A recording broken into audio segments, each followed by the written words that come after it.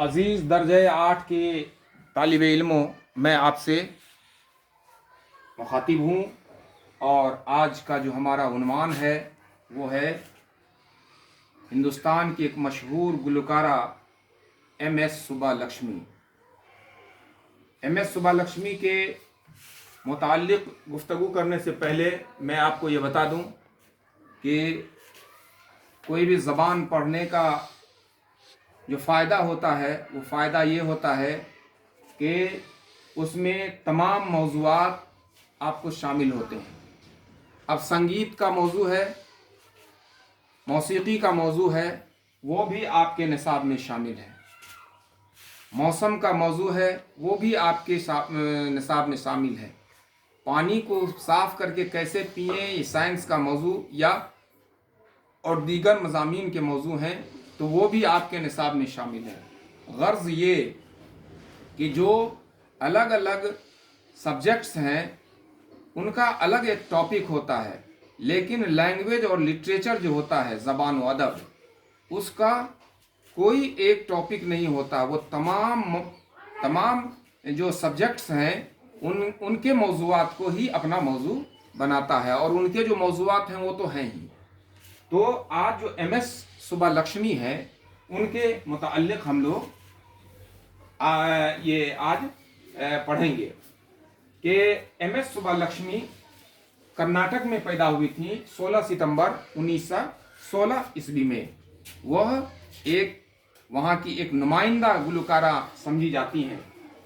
तो हमारे मुल्क में क्लासिकी मौसीकी का जो है वो रिवाज बहुत पुराना रहा है, बहुत पहले से रहा है। इस सब सरजमीन पर हर ज़माने में बड़े बड़े गुलकार पैदा होते रहे हैं, मौसीकार पैदा होते रहे हैं और उन सब में भी बाकमाल गाने वाले और साज बजाने वाले जो हैं उनका नाम आपने सुना होगा। जैसे तानसेन का नाम आपने सुना होगा, बैजू बावरा का नाम आपने सुना होगा। ये तो खैर पुराने ज़माने के फ़नकार रहे। हमारे अपने ही दौर में गाने वालों में बड़े उस्ताद अली ख़ान का नाम आप सुने होंगे। उसके बाद जो है उस्ताद अमजद अली ख़ान का नाम आपने सुना होगा। फिर पंडित भीम सिंह जोशी का नाम सुना होगा, पंडित कुमार गंधर्व का नाम सुना होगा। ये तमाम के तमाम लोग जो थे वो बड़े गाने वाले थे। पंडित जसराज वगैरह जो थे ये बड़े साज बजाने वालों और गीत गाने वाले हमारे बड़े फनकारों में शुमार किए जाते हैं। उन तमाम लोगों में जो हैं वो अगर हम ये देखें कि साज बजाने वालों में पंडित जसराज का नाम आता है। फिर जो है अगर हम शहनाई की बात करें तो आप जानते हैं उस्ताद बिस्मिल्लाह खां का नाम। तो साज बजाने वालों में पंडित जसराज हुआ, शहनाई नवाज जो है वो उस्ताद बिस्मिल्लाह खान हो गए। सितार नवाज में पंडित रविशंकर का नाम आता है जो बड़ा नाम है। उसके बाद है सरोद, तो सरोद नवाज जो है वो अमजद अली ख़ान का नाम उसमें सरे फहरिस्त है। और बांसुरी नवाज जो हैं ये हरि प्रसाद चौरसिया हैं। तो ये बड़े बड़े फनकार हमारे मुल्क में पैदा होते रहे हैं। उसके अलावा जो हमारे दौर में लोग पैदा होते रहे हैं उनमें रसूलन बाई जो गाने वालों में ख़ास तौर से रसूलन बाई, सिद्धेश्वरी देवी का नाम आपने सुना होगा। फिर जो है किशोरी अमोंकर, बेगम अख्तर और उसके बाद जिसका तज़किरा आज हमको करना है वो है एम.एस. सुब्बालक्ष्मी। तो ये तमाम के तमाम फ़नकार जो थे, ये तमाम के फ़नकार दुनिया में हमारे मुल्कों का नाम रोशन करने वालों में से हैं। मैं आपको ये बता दूं कि जिस ज़माने की बात मैं कह रहा हूँ एम.एस. सुब्बालक्ष्मी के बारे में कि गीत गाने वालों में, तो उस ज़माने में लड़कियों का कहीं स्टेज पर जा कर के गाना मायूब समझा जाता था, ऐब समझा जाता था। समाज में इस तरह की बात नहीं थी, लोग उनका बैकाट करते थे, लोग इज्जत की निगाह से उनको नहीं देखते थे। लेकिन उस ज़माने में एम.एस. सुब्बालक्ष्मी ने स्टेज पर जा कर के गा करके और पूरी दुनिया में पूरे कर्नाटक में जो है सो उन्होंने अपना एक नाम पैदा कर लिया और ये नाम धीरे धीरे पूरी दुनिया तक पहुंच गया। तो एम.एस. सुब्बालक्ष्मी संगीत में नुमाइंदा गुलकारा समझी जाती हैं।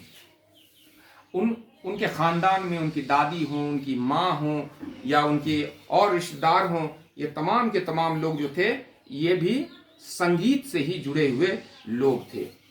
तो ये कहा जाता है कि उनकी वालदा वीणा बजाने में और दादी वायलिन बजाने में कमाल रखती थी, और भाई थे वो भी मौसीकी के माहिर थे।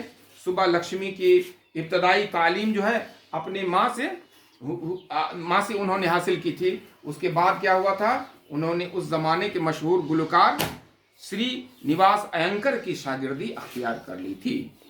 जब वो 15 ही बरस के थे, कौन, MS सुबा लक्ष्मी, जब वो थी 15 बरस की, तो उनकी शादी जो है उनकी शादी नहीं बल्कि वो किसी शादी की तकरीब में जो है, जब उनकी उम्र 15 साल थी तो किसी शादी के तकरीब में जाकर के उन्होंने गीत गाया था, और लगातार 2 घंटे तक वो गाती रही थी। और लोग तो उनकी भाषा को नहीं समझ रहे थे, लोग उनकी ज़बान को नहीं समझ रहे थे, लेकिन लोग बिल्कुल समझिए कि एकदम महवे गुलगश्त, जिसको ये कहा जाए कि मंत्र मुग्ध हो गए थे, जो बिल्कुल एकदम कशिश उनकी बातों में, उनके गाने में इस तरह से थी कि लोग उसकी तरफ बिल्कुल खींच गए थे, और बिल्कुल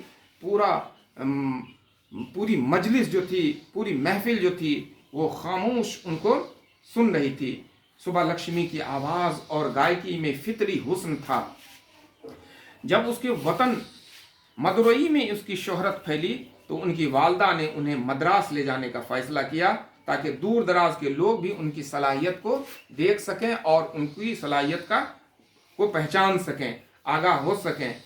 मैंने जैसा कहा कि उस ज़माने में लड़कियों का स्टेज पर जाकर गाना मायूब समझा जाता था, और उसकी उन्होंने पहले सुबा लक्ष्मी ने इस रिवायत को तोड़ने का इरादा कर लिया और स्टेज पर अपने फ़न का मुजाहरा करने की ठान ली।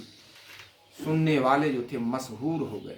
मशहूर माने, यहाँ मशहूर नहीं बोल रहा हूँ मैं, मशहूर, इस लफ्ज़ को गौर कीजिएगा।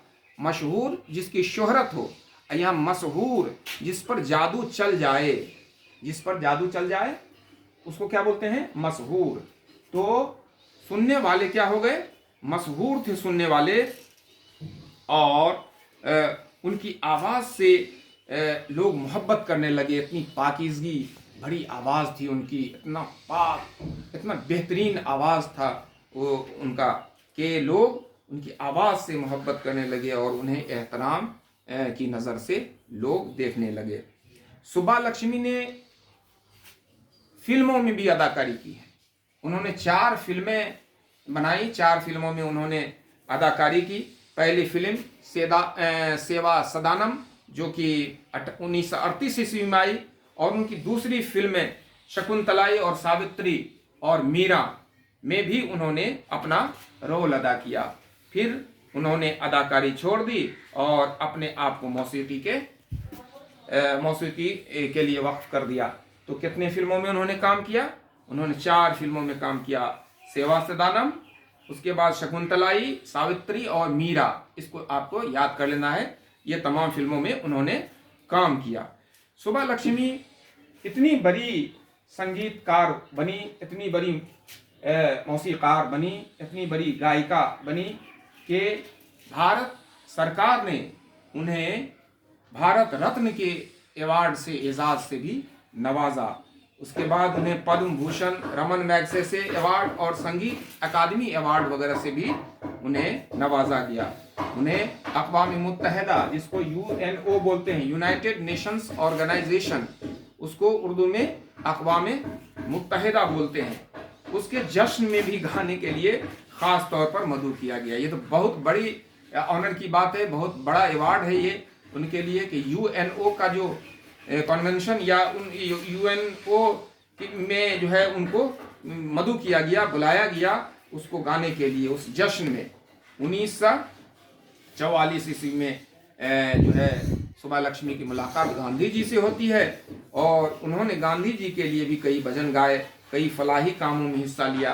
पंडित जवाहरलाल नेहरू ने भी सुबा लक्ष्मी की कदरदानी की।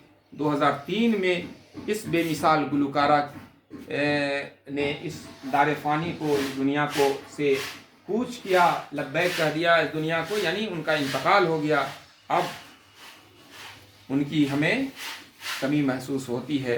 ये था मुख्तसर सा जायज़ा MS सुब्बालक्ष्मी के बारे में, जो आप अपनी किताबों में भी ढंग से इसको पढ़ेंगे, इनके सवालात पर गौर करेंगे और देखेंगे कि बड़े बड़े जो हमारे फनकार हुए हैं, उस्ताद ग़ुलाम अली ख़ां, उस्ताद अमजद अली ख़ां, पंडित भीमसेन जोशी, पंडित कुमार गंधर्व, पंडित जसराज, ये तमाम के तमाम लोग जो हैं ये बड़े फनकार हुए हैं। उसके बाद रसूलन बाई, सिद्धेश्वरी देवी, किश्वरी आमंकर, रसूलन बाई और जो है MS सुब्बालक्ष्मी, ये तमाम की तमाम औरतों ने भी अपना रोल इसमें अदा किया है। तो इन तमाम मौसीकारों के मुताल्लिक़ भी हम लोग जानेंगे और जानने की कोशिश करेंगे कि सितार नवाज कौन थे। तो सितार नवाज कौन थे? सितार नवाज पंडित रविशंकर थे। कौन थे? पंडित रविशंकर। साज बजाने वाले कौन थे? जसराज थे। फिर शहनाई नवाज उस्ताद बिस्मिल्लाह खां थे और सरोद नवाज अमजद अली खां थे। बांसुरी नवाज हरि प्रसाद चौरसिया थे। ये तमाम के तमाम लोग हमारे बड़े बड़े फनकार रहे हैं। इन तमाम के मुताल्लिक़ भी जानकारी हासिल कीजिए और MS सुब्बालक्ष्मी की कहानी जो आपके निसाब में शामिल है उसको भी आप पढ़िए और इसका सवाल जो है इस पर गौर कीजिए। ये हमारा जो है चैप्टर MS सुब्बालक्ष्मी का ये 5वां चैप्टर हो जाता है। ये 5वां चैप्टर मजमून के तौर पर तो 5 चैप्टर तो इस टर्म के लिए काफ़ी है और इसी का हम इआदा करेंगे और आगे जो है हम लोग इनके सवालों पर और इनके जवाबात पर गौर करेंगे। तो आज की नशिस्त में इतना ही। आप लोग अपना ख्याल रखिए, घर पर रह करके अपनी तालीम को हासिल कीजिए और जो तालीम आपको दी जा रही है उस्तादों के ज़रिया उसको आप बहुस्न खूबी उस पर अमल करते हुए सवालों को बनाइए अपने घर में रह करके और मुकम्मल तौर पर ये समझिए कि ये इम्तहान की ही तैयारी है और फिर जो इसमें कुछ कमी बेशी रहती है तो जब हम लोगों की मुलाकात होगी तो उसमें हम लोग आपस में तबादला ख्याल करके इसका हल निकालेंगे। तो आज के नशिस्त में इतना ही। आप लोग खुश रहें और डिस्टेंस बना के रहें। तो आपसे इजाज़त हम लेते हैं। खुदा हाफिज़।